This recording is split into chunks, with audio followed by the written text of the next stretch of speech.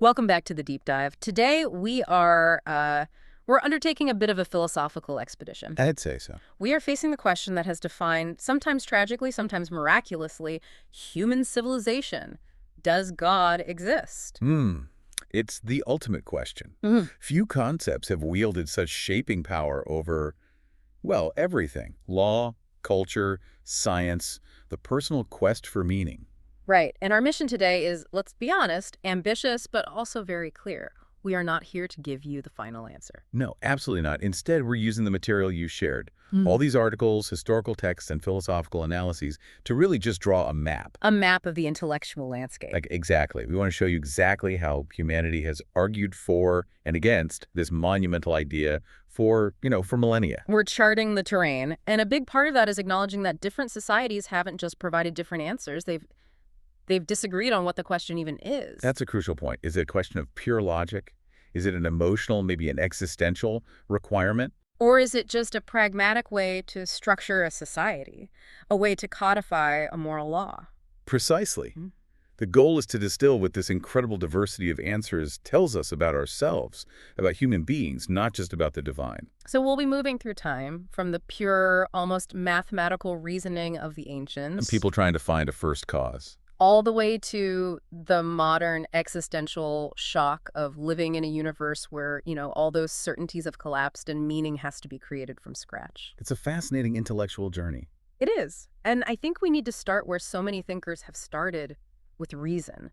For centuries, philosophers insisted that belief shouldn't just rely on revelation or scripture or even emotional conviction. Right. It should be justifiable. It should be accessible through pure logic. And this gave rise to these foundational arguments, beginning with, I think, the most monumental one, the cosmological argument. The cosmological argument is, at its heart, the ultimate answer to the question, why is there something rather than nothing? The biggest question of all. It is, and it's rooted in our most basic observation of reality.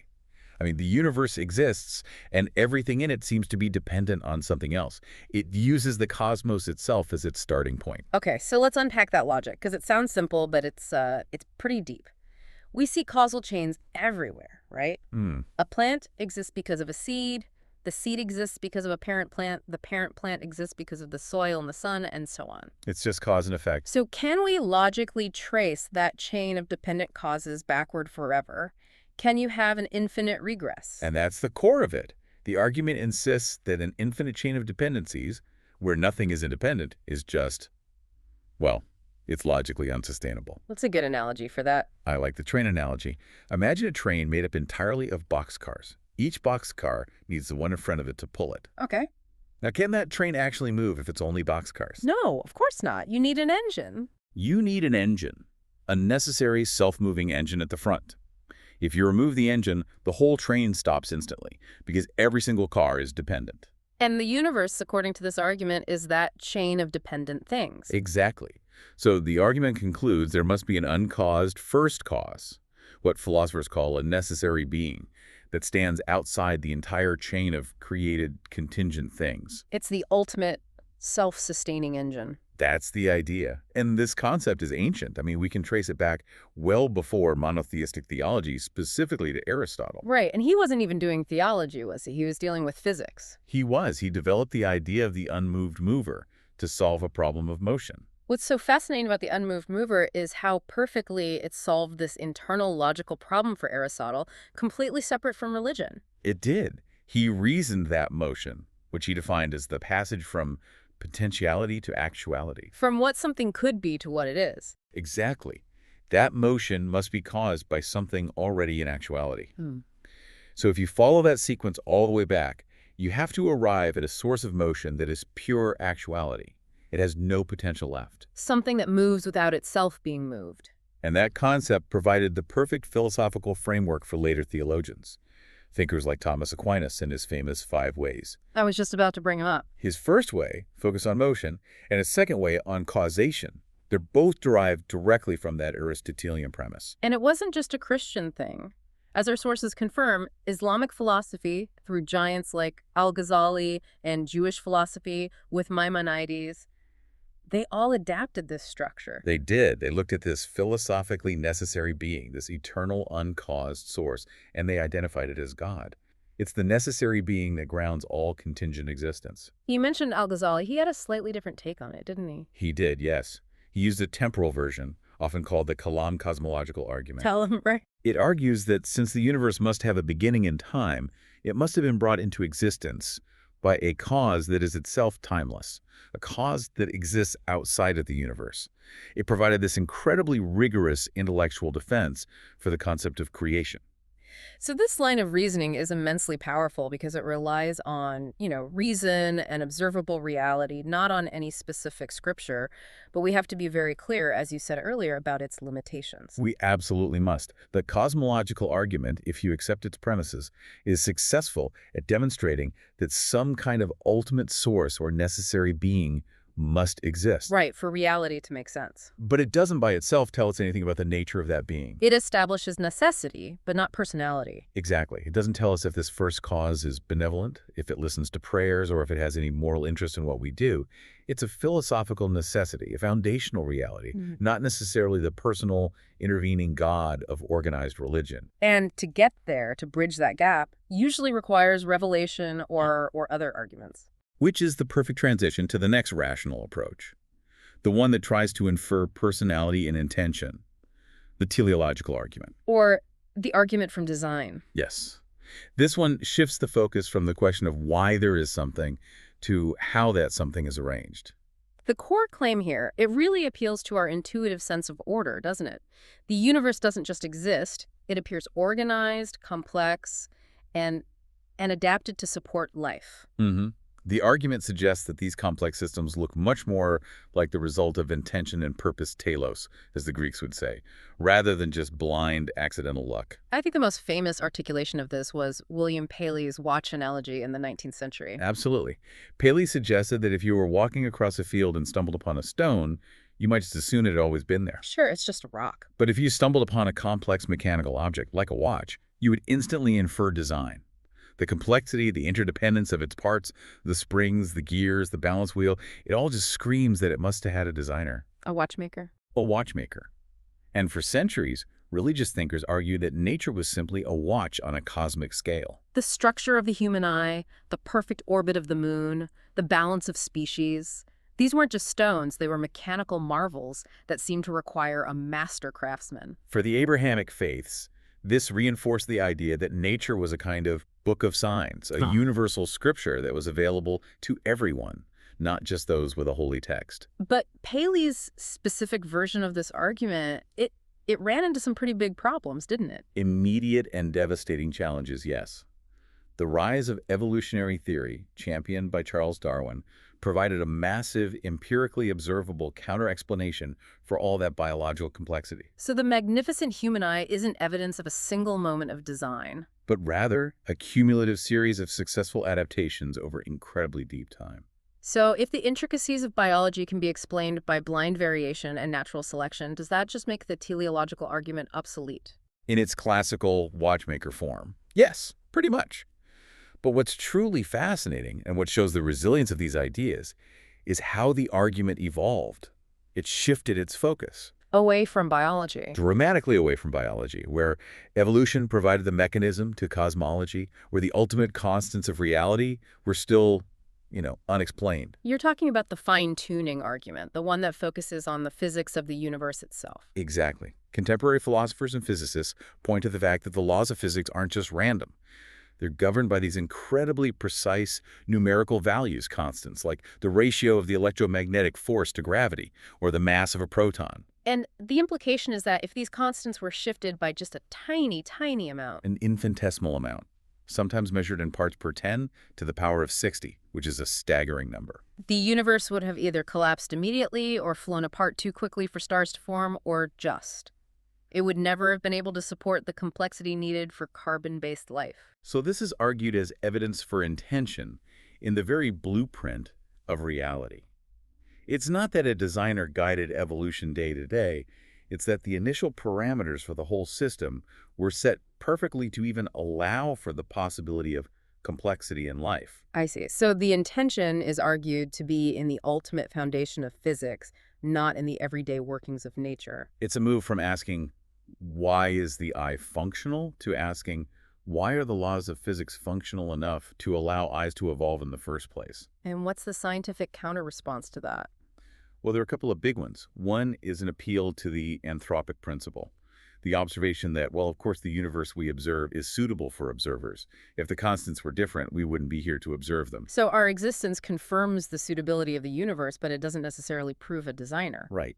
And the other big idea is the multiverse theory. Which suggests It suggests that if there are an infinite number of universes out there, all with randomly assigned physical constants, then statistically, one of them must exist where the constants are exactly right for life. We just happen to be in that one. that puts the whole debate right at the cutting edge of theoretical cosmology. It's fascinating. But let's move to the third major argument, the one that that bypasses observation entirely, the ontological argument. Ah, yes. This one attempts to leap from the abstract concept of God straight to God's concrete existence. It's the most controversial of the arguments, I think, for that very reason. It's rooted entirely in conceptual analysis, not an empirical observation. It's a mind game, but a deeply rigorous one. So the classical formulation, which comes from St. Anselm, is, well, it's neat, a little dizzying. It starts with a definition. It does. God is defined as the greatest possible being, or more formally, that being than which nothing greater can be conceived. Okay, that's the starting premise. Now, if we accept that definition, the logical trick begins. Anselm argued that if this greatest possible being existed only in the understanding, only in the mind. Then you could always conceive of a greater being. Exactly.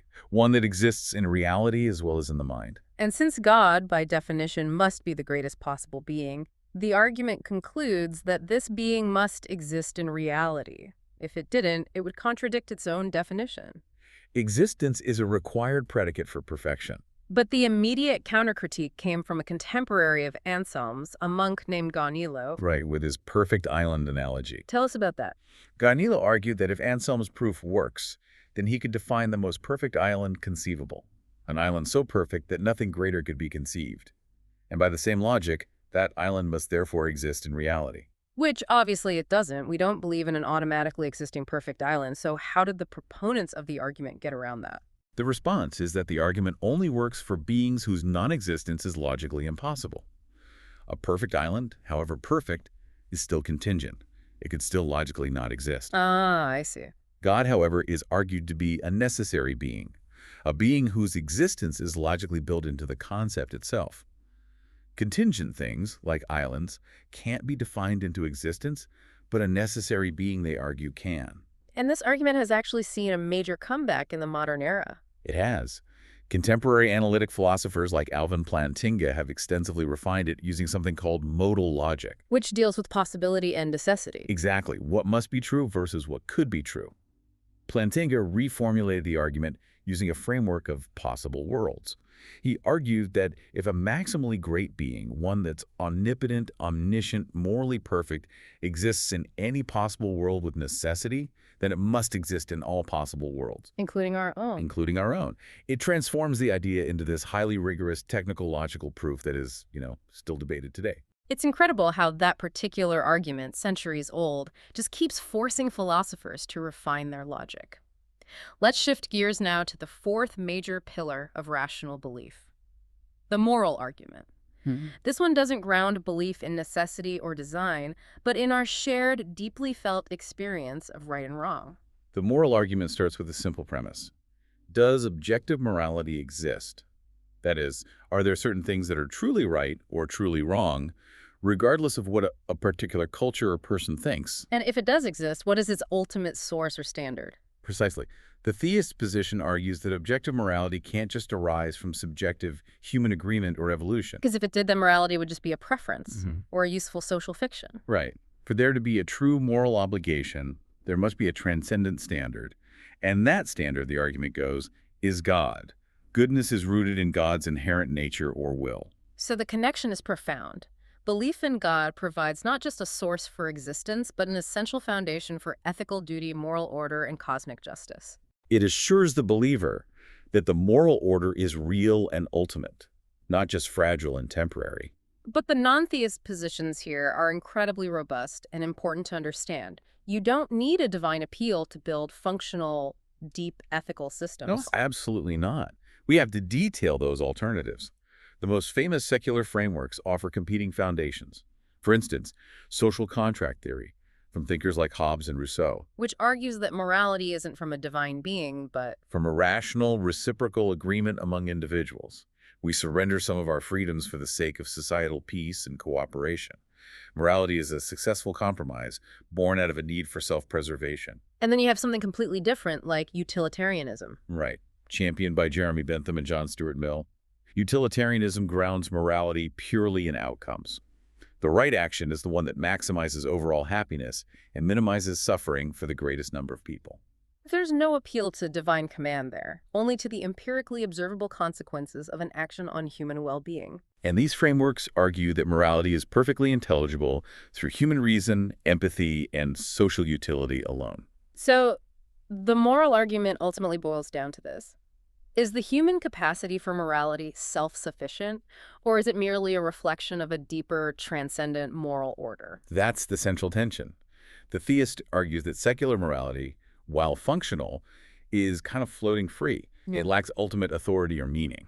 While the non-theist argues that secular morality is more authentic because it's freely chosen and grounded in human responsibility, not obedience. Okay, we've thoroughly mapped the arguments for God, focused on necessity, design, concept, and morality. Now we have to turn that logic on its head. Right. If reason can argue for necessity and purpose, where does that same reason go when it's faced with chaos, suffering, and the collapse of authority? That's where the critical challenge, the arguments against God, begin. And this transition, it really marks a fundamental shift in human reliance, moving from the transcendent to the immanent, from divine authority to empirical evidence in human judgment. And these critiques are as old as the arguments themselves. They really are. It's so important to stress that skepticism isn't just a modern thing. We find seeds of profound doubt and critique even in antiquity. For example, Well, long before the modern scientific revolution, some Greek philosophers were already criticizing traditional religious myths. Xenophanes, for instance, famously critiqued the anthropomorphism of the Greek gods. right, the idea that we make gods in our own image. Exactly. He noted that if oxen or horses had hands, they would draw gods that looked like oxen or horses. He argued that the traditional gods were just projections of human passions. Right. Petty, jealous, vengeful. They were just idealized, immortal versions of us, not truly divine beings. And that challenge, the idea that God is a creation of man rather than man being a creation of God, is woven so deeply into the Western intellectual tradition. And we also see non-theistic worldviews emerging not just in philosophical critique, but within religious spheres outside the West. I mean, consider the Indian philosophical landscape, You have schools like Charvaka materialism. which were radically skeptical. They rejected supernatural claims, denied the existence of a soul or an afterlife, and focused exclusively on sensory perception as the only source of knowledge. And most famously, of course, forms of Buddhism, which we'll come back to. They either ignore the question of a creator God entirely or explicitly reject the need for one. Yes, centering the spiritual path instead on understanding suffering, impermanence, and dependent origination. And these historical instances, they just confirm that the human mind has long been capable of constructing comprehensive, ethical, and meaningful systems without needing a personal, omnipotent deity. They do. But the real seismic event for the Western debate was the Enlightenment in the 17th and 18th centuries. This is where the challenge became systemic and institutional. The Enlightenment introduced these new pillars of knowledge, empirical science, the supremacy of reason, and individual critical judgment. And this was accelerated by specific scientific shocks. Copernicus showing Earth wasn't the center of the universe. Newton showing the cosmos ran by understandable, predictable physical laws. And later, Darwin providing a natural mechanism for biological complexity. The universe no longer needed constant divine intervention to function. This shift created a whole spectrum of non-belief. On one end, you had deism, which was a kind of rational compromise. We should spend a moment clarifying that. Definitely. Deism was the belief in a rational creator who set the universe in motion, like a meticulous clockmaker. So, a God who creates but doesn't intervene. Precisely.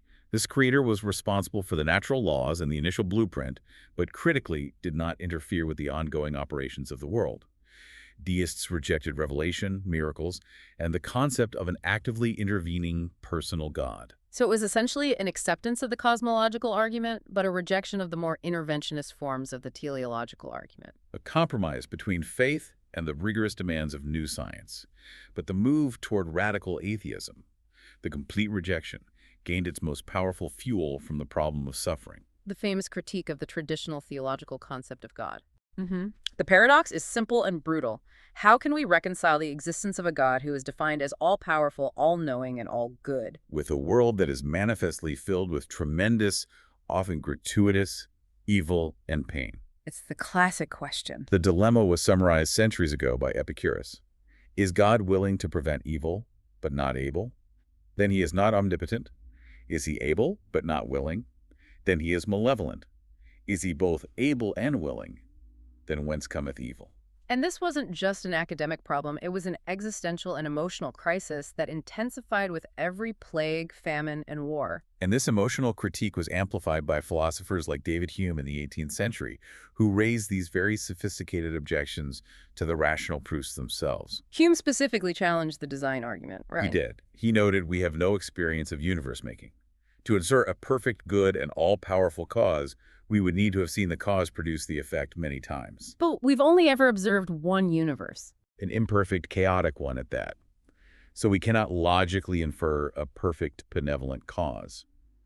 He also dismantled the credibility of miracles, arguing it's always more rational to believe that the testimonial evidence is mistaken or fraudulent than to believe that natural law has been suspended. And the critique only intensified into the 19th century, leading to that profound cultural diagnosis from Friedrich Nietzsche, the death of God. Yes, and it's absolutely essential to understand that Nietzsche saw this as a cultural event, not a biological one. Yeah. He wasn't just saying he didn't believe. It's a societal earthquake. He realized that the intellectual work of Copernicus, Darwin, Kant, and Hume had systematically dismantled the metaphysical scaffolding that held Western morality and meaning together. God was dead because the shared foundational beliefs that underpin truth, goodness, and objective value had ceased to function for modern, rational humans. And the most terrifying part, according to Nietzsche, was that people hadn't realized the gravity of it all.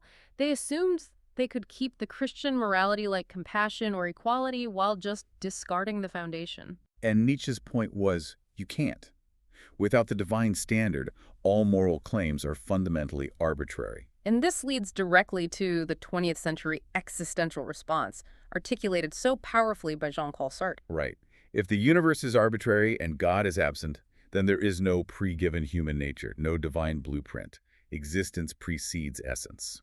And the consequence of that, as you mentioned, is the terrifying feeling of being condemned to be free. The phrase is so provocative because it captures the immense responsibility. We are not free to do something. We are free because there's no inherent limit imposed on us. Since there's no God to define our purpose. Every choice we make defines not only who we are as individuals, but simultaneously, for Sartre, it defines what it means to be human at that moment.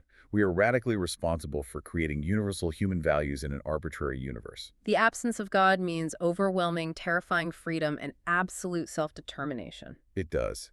And that intellectual and moral weight really defines the modern condition. So we've seen the abstract proofs and the radical disproofs. Now we need to shift our focus.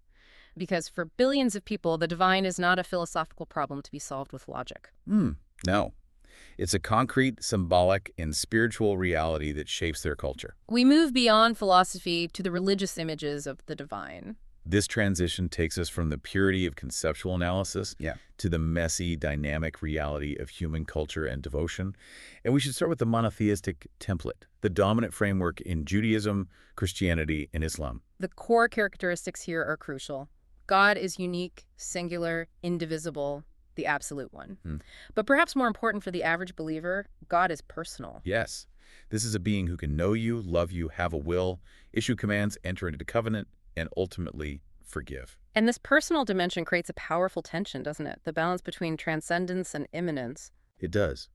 God is utterly transcendent, existing outside the bounds of space and time, eternal and ultimate, yet simultaneously immanent, active within the world, intervening in history, sustaining creation, speaking through prophets. So the role of this monotheistic God is both cosmic and ethical. God is the creator and sustainer, but also the source of moral law and the ultimate judge. Morality and meaning flow vertically, descending from the divine will down to humanity through scripture and revelation. And this vertical relationship contrasts so sharply with traditions where the divine power is distributed and decentralized, which leads us to polytheism and henotheism. Right. In pure polytheistic systems, like the ancient Greek, Roman, or Norse religions, the divine power is spread across vast pantheons. The debate is rarely about existence, but about which god is relevant or powerful or demanding at any given time. These systems are often horizontal, mirroring the complexity of human life and nature itself. Exactly. Zeus rules power, the sea has Poseidon, the forge has Hephaestus, and love has Aphrodite. The gods are often powerful, immortal, but also morally fallible. They reflect human passions, jealousies, conflicts. So the function of this system is to provide a comprehensive representation of all cosmic forces and human experiences. And then you have the specific case of henotheism, which is often reflected in the vast diversity of Hinduism. This is fascinating because it manages multiplicity without rejecting unity. Explain that.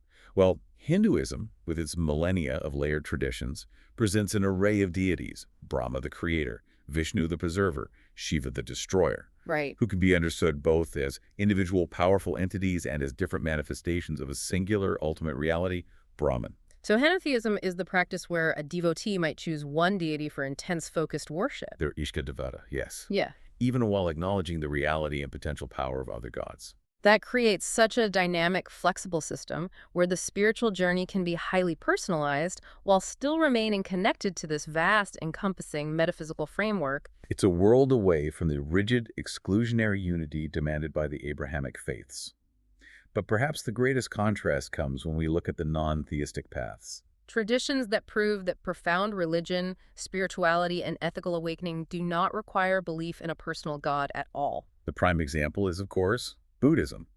If a modern Western thinker encounters Buddhism, they're often surprised by the almost complete absence of a creator deity in the primary teachings. Right. The focus is intensely pragmatic and psychological. The goal is the cessation of suffering through understanding the Four Noble Truths and practicing the Eightfold Path. The central cosmological idea is dependent origination. Everything arises in dependence on other things, without the need for a singular external creator. The concern is liberation from the cycle of suffering, not obedience to a divine will. Exactly. And similarly, Taoism, particularly the philosophical tradition rooted in Lao Tzu, offers a concept of ultimate reality that is fundamentally impersonal, Taoism speaks of the Tao the Way. which is often described as the unnameable, mysterious flow, the ultimate principle underlying reality. It's the spontaneous order of the cosmos, the uncarved block. It's not a person. It has no will, issues no commands, and can't be prayed to. So the goal is harmony with the Tao, practicing Wu Wei, or effortless action, by aligning yourself with the natural rhythm of the universe. What's crucial here is the fundamental difference in the human relationship to the ultimate reality in these non-theistic models. In monotheism, you serve a conscious person. In Taoism or Buddhism, you align with an impersonal process or achieve an enlightened state of being. These contrasting images just demonstrate that humanity's search for meaning and order is so much broader than just the God-no-God binary. It can be grounded in transcendence, immanence, personal will, or impersonal process. Yes, all of the above. Okay, so we've mapped the philosophical proofs, the powerful critiques, and the diverse images of the divine. Now, let's synthesize this by placing it all in historical context. Because the question, does God exist, is fluid. The question itself changes depending on when and where you ask it. Context is everything. In ancient societies, existence was simply assumed. Religion was primarily ritualistic and social. The central concerns were practical. Which gods control the harvest? How should we placate the war god? Exactly. Doctrine and abstract belief took a backseat to ritual and community stability. The gods were powerful, often volatile, and certainly real. The focus was on managing that relationship. But this assumption fundamentally changed in the medieval period, specifically in the intellectual centers of Europe and the Islamic world. God's existence was institutionally and culturally assumed. The debate was no longer if God existed, but how God existed. Which led to the great philosophical projects of scholasticism. Thinkers trying to explain how the God everyone already believed in could be rationally understood. It was the great synthesis of reason and faith.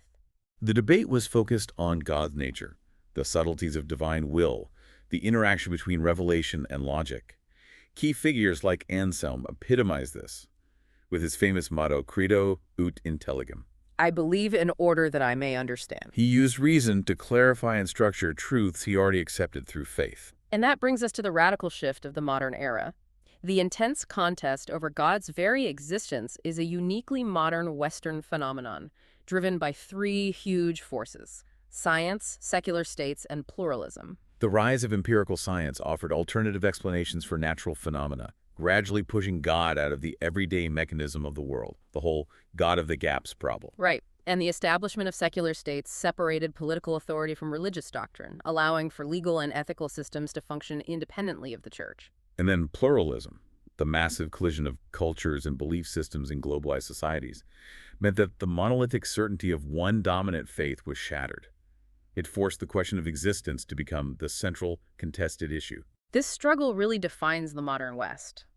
But as we look globally, we have to note that traditional religious structures remain incredibly strong, leading to a phenomenon our sources call global hybridity. Yes. What does that hybridity look like on the ground? It's the complex mixing of old and new.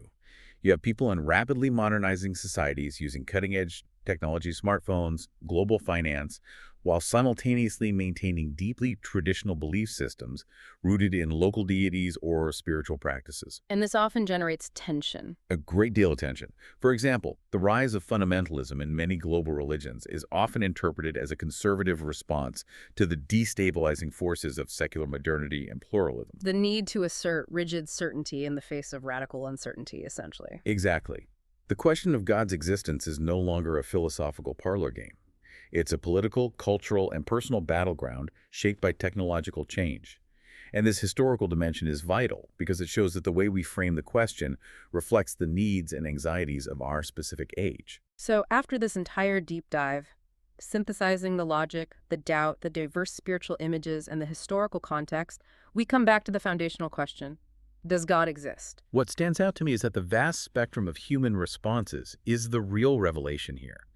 Humanity has provided every possible answer, demonstrating the profound range of our intellectual and spiritual capacity. We've seen the definitive yes, rooted in necessity, design, moral obligation, or personal covenant in this dazzling array of forms, from the solitary unmoved mover to the personal intervening judge. We've mapped the confident, no-grounding meaning in human freedom, empirical observation, skepticism, and the rejection of a transcendent standard as embodied by that existential shock. We've acknowledged the reflective, maybe the suspended judgment of agnosticism and radical skepticism that accepts the limits of human reason when faced with ultimate reality. And crucially, we explored those traditions that move entirely beyond the question. The mystics who claim God is experienced as a unity beyond language, and the non-theistic paths that find ultimate truth in impersonal process or flow or wisdom rather than in a personal deity. This incredible diversity of answers, it's not just confusion, it's a mirror reflecting profound aspects of what it means to be human. The multiple answers reflect our universal, persistent need for meaning and order, which we strive to impose or discover in a chaotic world. They highlight our struggle with suffering, death, and injustice, the ultimate tests of any belief system. And they reflect our relentless, often contradictory attempts to understand our place in a universe that seems vast and, well, often indifferent. Whether you are an ancient philosopher debating the nature of the prime mover, a medieval theologian weighing reason against revelation, or a modern existentialist creating values in a vacuum, you're ultimately wrestling with the limits of human knowledge and the necessity of belief. That shared intellectual and spiritual struggle is what connects all of human history. And the fact that we can map these arguments, trace their development, and understand their cultural necessity, it means that the debate itself is perhaps more important than any single conclusion. So we'll leave you with this final provocative thought. If we accept that every culture and every era has defined God, or the lack thereof, in a way that perfectly serves its needs, its anxieties, and its intellectual capabilities, then perhaps the question, does God exist, is only partially about the divine. It is, in its entirety, a deep, persistent mirror that reflects who we are, what we demand from reality, and what we ultimately value enough to call sacred. Keep thinking, keep questioning, and keep reflecting on the answers, for they tell you as much about yourself as they do about the cosmos. That's all for this deep dive. We'll talk to you next time.